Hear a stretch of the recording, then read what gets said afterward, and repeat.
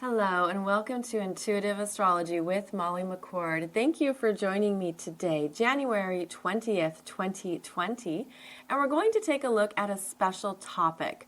I thought this would be interesting to look at how the personal planets are going to be moving through the cosmos over the next number of weeks, what we're going to be feeling and sensing, and really look at how some things are being activated within us that we're meant to make the most of.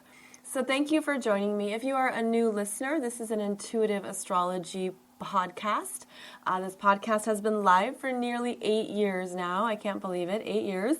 And the purpose is to help connect you to your power and your choices, to look at the energetics of our time, to look at the spiritual messages, the intuitive messages that are coming through, that are available to all of us.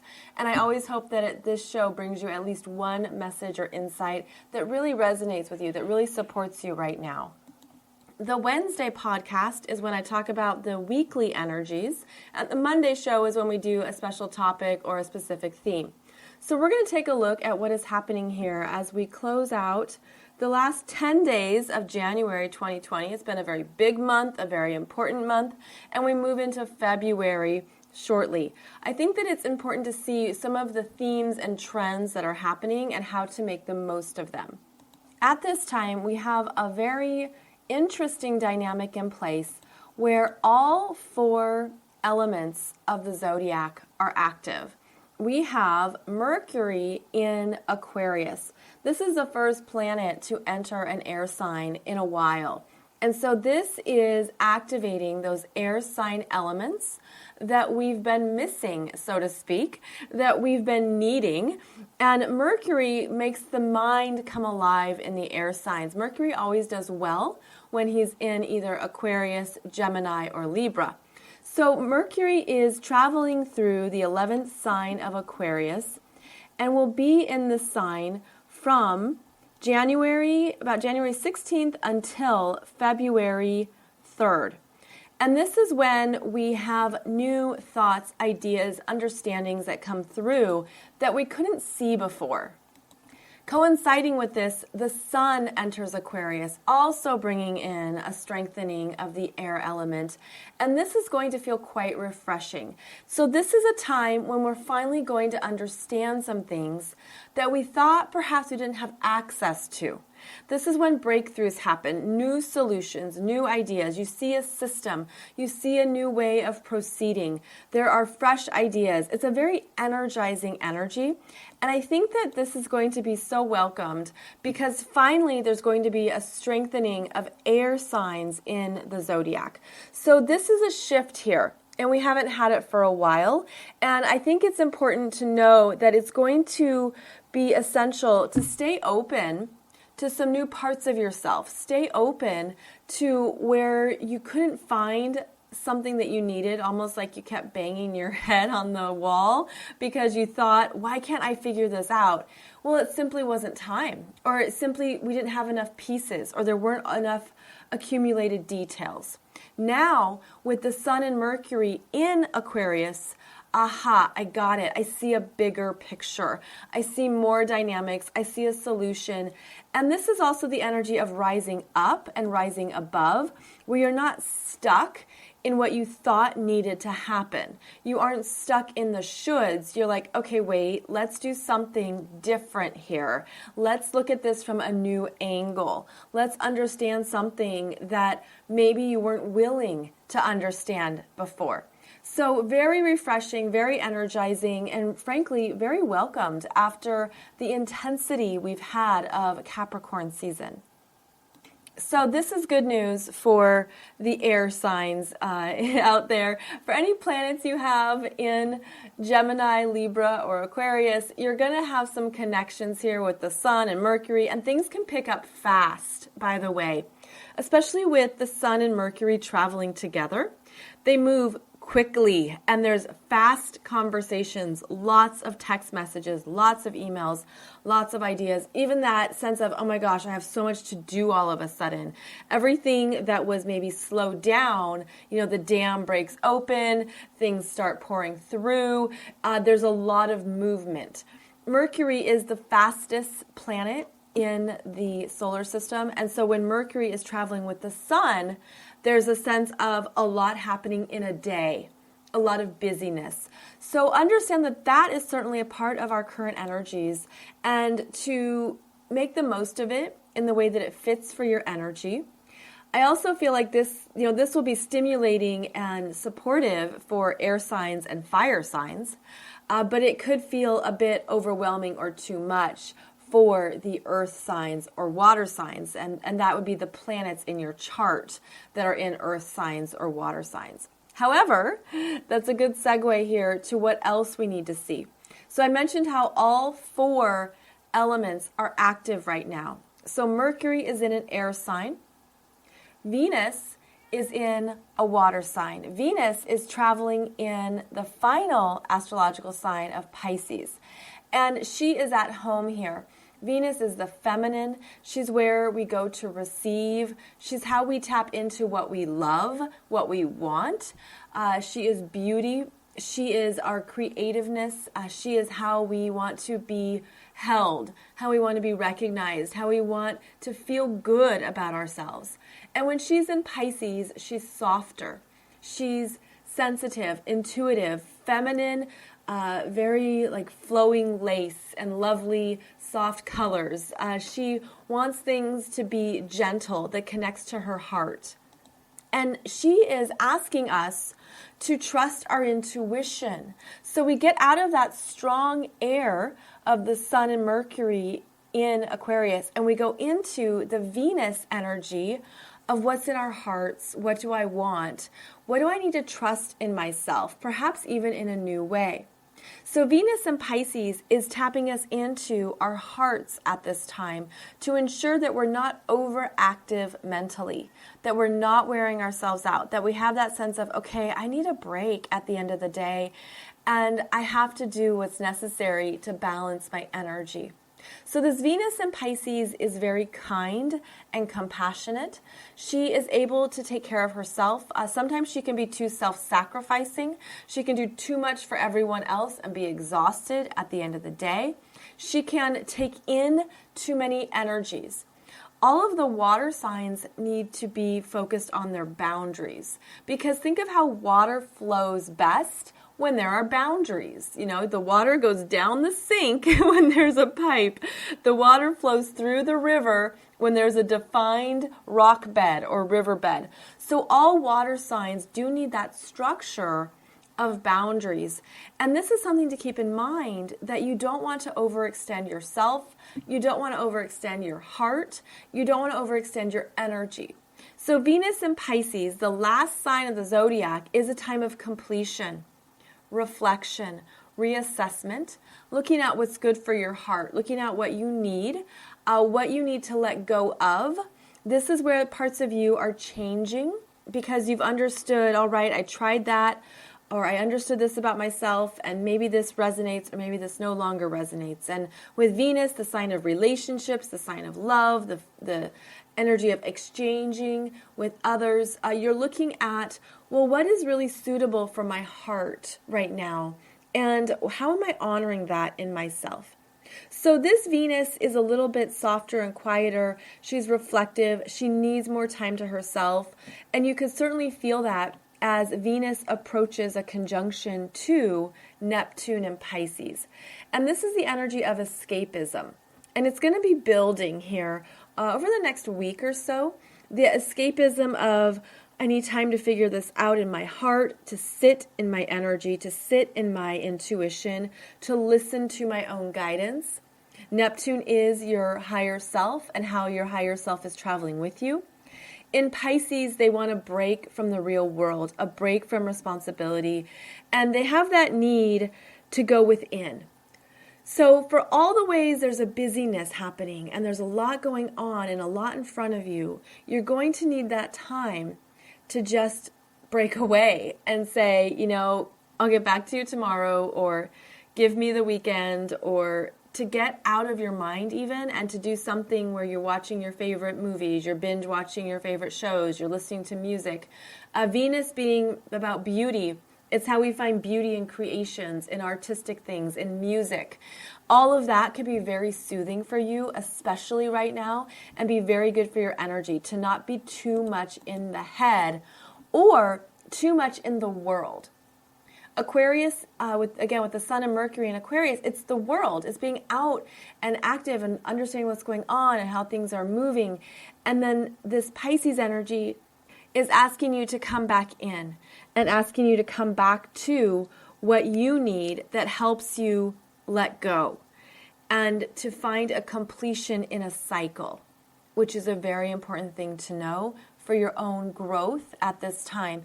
If things are shifting and ending, or they have, understand that it's a part of you that has expired. And I'm getting that image of when our skin needs to be exfoliated. When it's like, all right, let's scrub off some debris here. Let's get rid of what is a little bit stale or stuck so that the new skin, the new cells can form and come out. So that's the energy of this time as well, is exfoliation and anything that allows you to honor where you are complete with something within yourself. I mean, this feels internal. It could be an emotional process, an emotional experience, something within your feminine energies that are growing and expanding.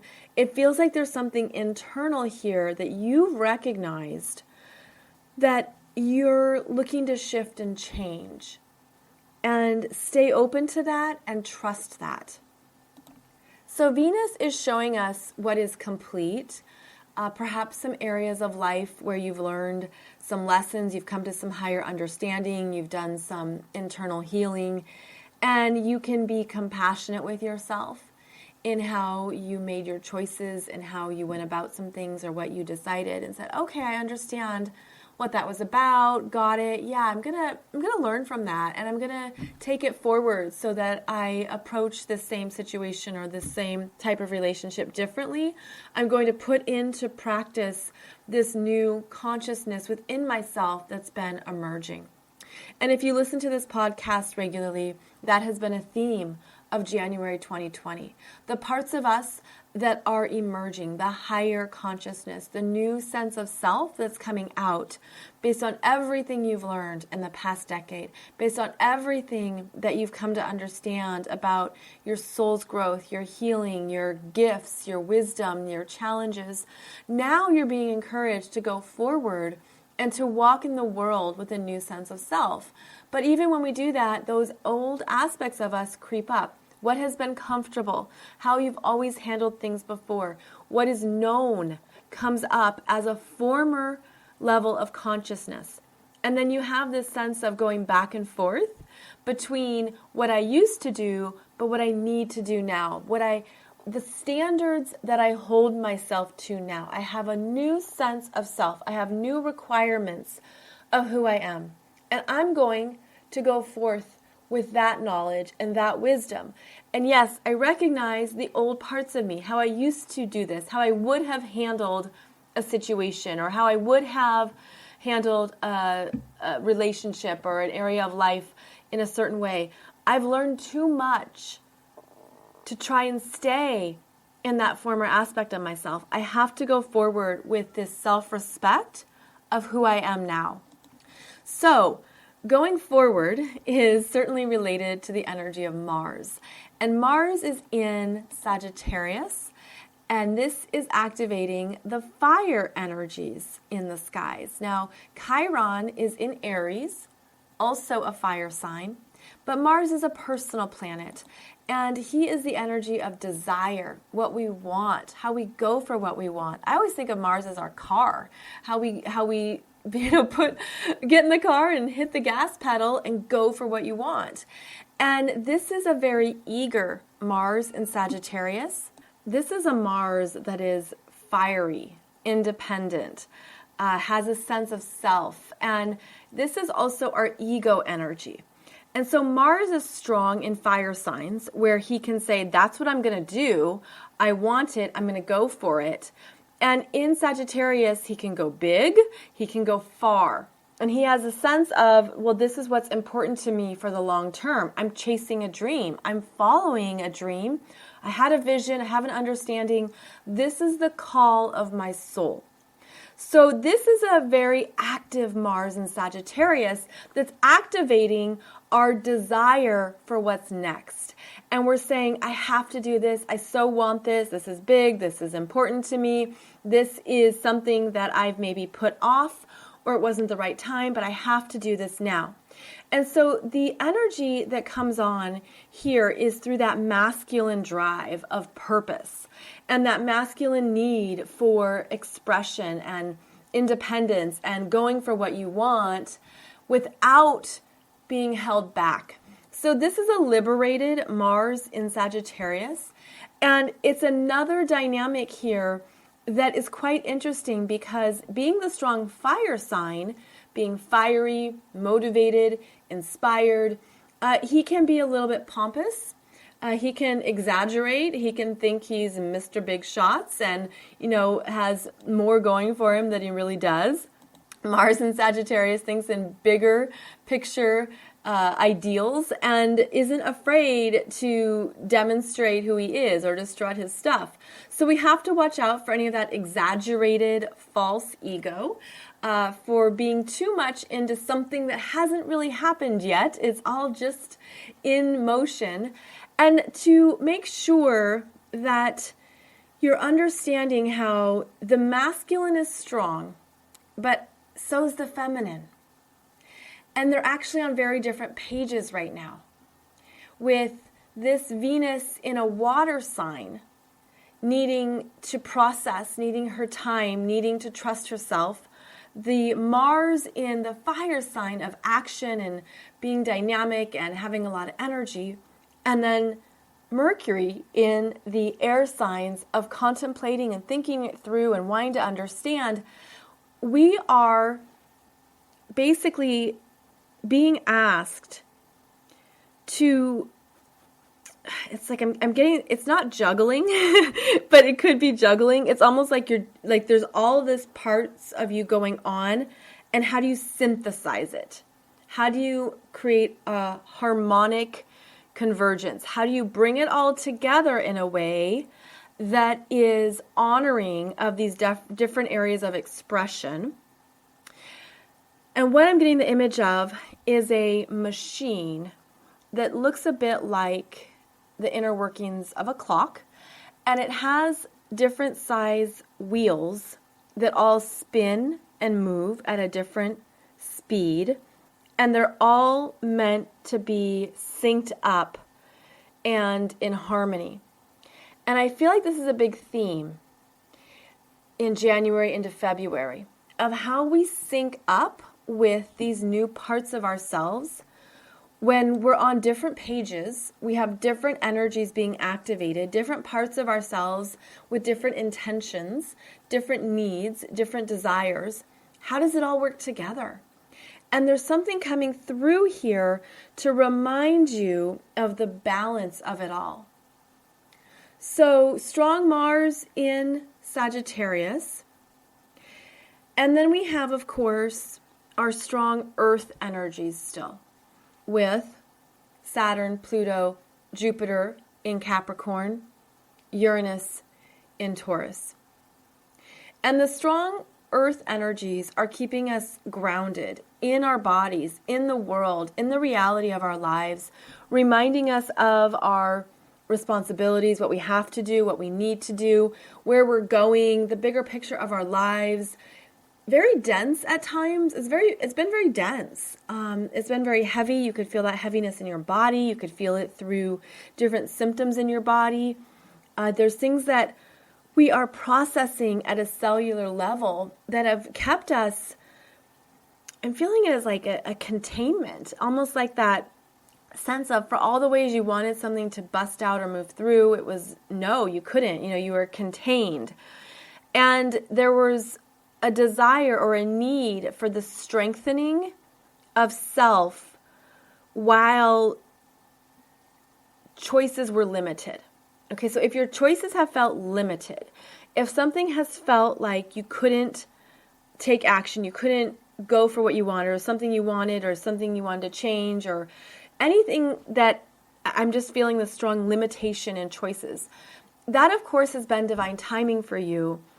And part of that has been the clarity that comes over time.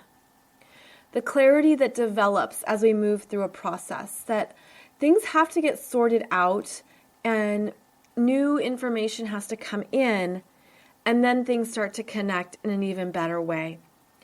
And I feel like with the Sun and Mercury in Aquarius, those connection points are being lit up. And as I say that, I get the image of our brain and the neural pathways in the brain that are electrical currents of knowledge, wisdom, I feel as a cosmic spark. And there's more coming in right now. Okay, so this is really interesting. So now I'm seeing it as we have our human timeline. We have our human days, right? You have 24 hours in a day, and then we have our weeks and our months and the year. And it's very important that we have those timelines for various reasons. But of course, universal or cosmic energy is timeless. It doesn't work on that kind of a timeline at all. It works on energies. And so we haven't had the energetics to connect with certain cosmic timelines. So we've had to move through these densities. We have to move through some different energies within us and within the brain that then opens us up to some more downloads, light codes, wisdom, understanding, connections, and of course, this is all consciousness. So we're rising in consciousness, but we're doing it the human way, of course, as we only can, the human way. We can only do so much in a day. And then I'm seeing the importance of sleep and how this is part of the Venus and Pisces energy too, that sleep is so essential right now because of all the downloads and information that gets processed, how our brains need that, how our bodies, the systems in our bodies need the sleep. I'm feeling it as it's really vital right now to make sleep a priority, like the really good sleep that takes you offline so that you can go, your energy can, turn off, settle, but then it also opens up other areas of the energy field, such as the astral realm, such as other lifetimes that you travel to in a dream, other places you go energetically. This just feels so important. It's almost like we're traveling with reminders of our timelessness, with the timelessness of stories, with the temporariness of it all. Okay, so that they're giving that message to me as a very strong thing. The temporariness of it all. And that right now we've been moving through density and big energies, and it's easy to come to be in these energies and to just live in them and to be very aware of them. And this is our so-called reality. And so I feel like what we're doing is stretching into more cosmic energies that are coming into our physical reality, into especially the brain. Like they just keep showing me the reprogramming in the brain. And if you've listened to this podcast for a while, I've talked about that, like the dark matter in the brain. And I don't mean the vagus nerve or the pineal gland. And I mean, because if I would say that, if that's what I was speaking of, I'm talking about the density in the brain, the neural pathways, the new pathways that are being formed at a cellular level in how we conceptualize our lives and how this is essential in raising our consciousness. But it wears us out, and it's where the body needs to rest and where we need to sleep and where it can feel like there's a lot going on and, oh my gosh, what is it? This is something happening at a very deeper level. And then I feel it going into the blood system and the nutrients in the blood. And it goes into, of course, how that blood moves and is transported around the body.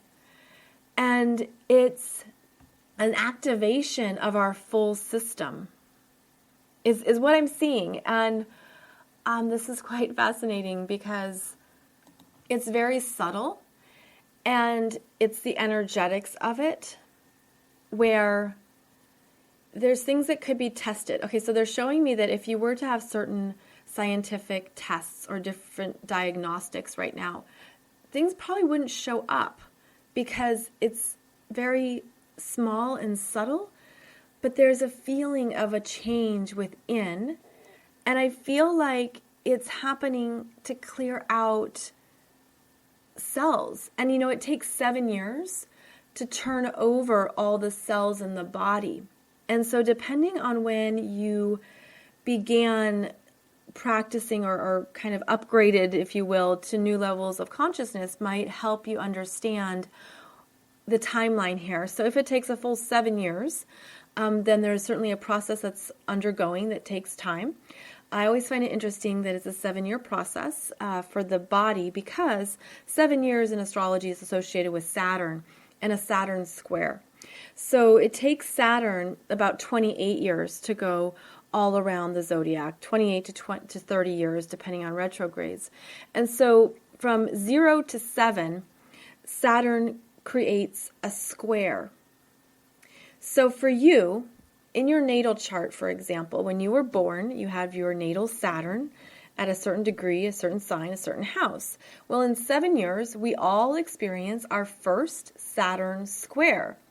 And so around 7 years of age, we all have a maturation event, something that matures us. And it could be you start doing chores. You have to take on more responsibility. Saturn can be about anything related to your father or your dad, what you've understood about your family, your world. Something shifts. And this is also connected to the science of brain development and how our brains change at 7 years of age. So it's really fascinating to make these overlapping connections to astrology and our cognitive development. So that's what I'm feeling here. Okay, this is actually really cool. I have no notes, by the way. I'm just taking this in and trusting that's what we're meant to understand.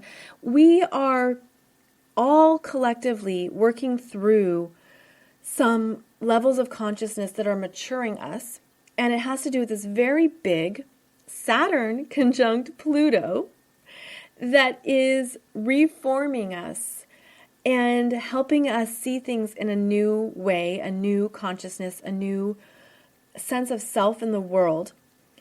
And there is a lot that we're meant to simply trust, because 7 years from now, 2027, is when there's going to be a clearer formulation of what has been initiated now. Okay, so let me be clear. There's basically two timelines. This is the collective timeline of Saturn conjunct Pluto right now, and then in 7 years from now, in 2027, when Saturn squares this point in the zodiac, when Saturn is basically at Aries 22, 23, then we're going to see what's come about. Then we're going to have some testing. But that 7-year process is key.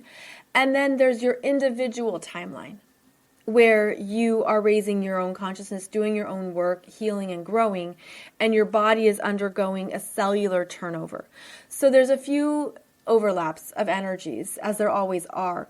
But this seems like a very important thing to understand right now, because we are shape-shifting humanity into higher consciousness, moving away from some densities and some intense energies that were overactive. And I'm feeling like that's part of why it's essential to make use of this time right now, where we have all 4 elements in place, right? The air, water, fire, earth, because then we can allow a balancing, a reconfiguration of what was overactive.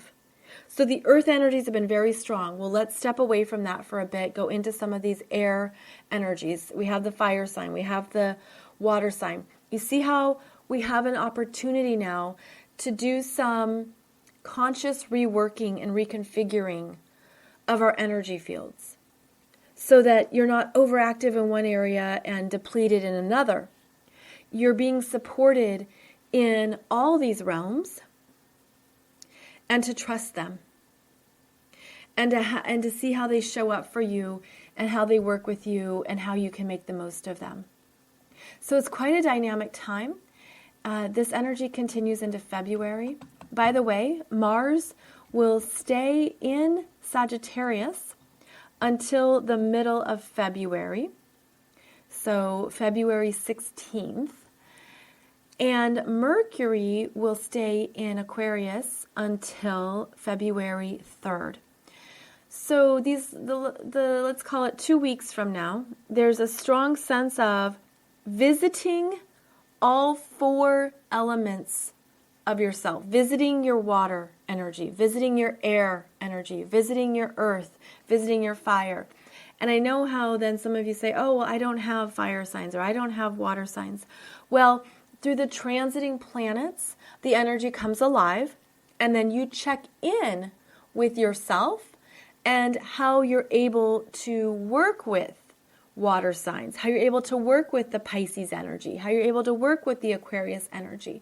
So it could be that you're being stretched here, stretched to grow. It's not normal, it's not natural, it's not what you maybe feel comfortable doing, but it's designed to help you tap into more energetics and how you can make choices that support who you are and what is best for you now. So I hope this has connected some dots about the shifts and changes that are happening at this time, the important need to balance yourself, but also to check in with your feminine, check in with your masculine, which, by the way, are on very different pages right now. The feminine and the masculine are actually not in sync. And so that can help you with expectations, right? And then we have very active mind, cerebral energies. And then we need the reality checks of the physical world. So a lot going on, but understand how beautiful it is, how divine it is, that it's all designed to help you and support you, and that I hope it also brings you some reassurance and validation. So thank you so much for joining me today. I do have to make this a little bit shorter because there is no school today and I have to go take my son out. So I appreciate your time and your energy. Thank you so much for listening to this podcast. I'll be back on Wednesday to discuss the weekly intuitive astrology and energies of the week ahead. And if you want to learn astrology with me, you can find more about my classes below this podcast. You'll also find more free resources such as business development resources and more things that are helping you step into your soul work and soul mission at this time. I am over at mollymccord.online, or you can find me at consciouscoolchic.com. Thank you so much, friends, and I'll see you back here on Wednesday. Have a beautiful day.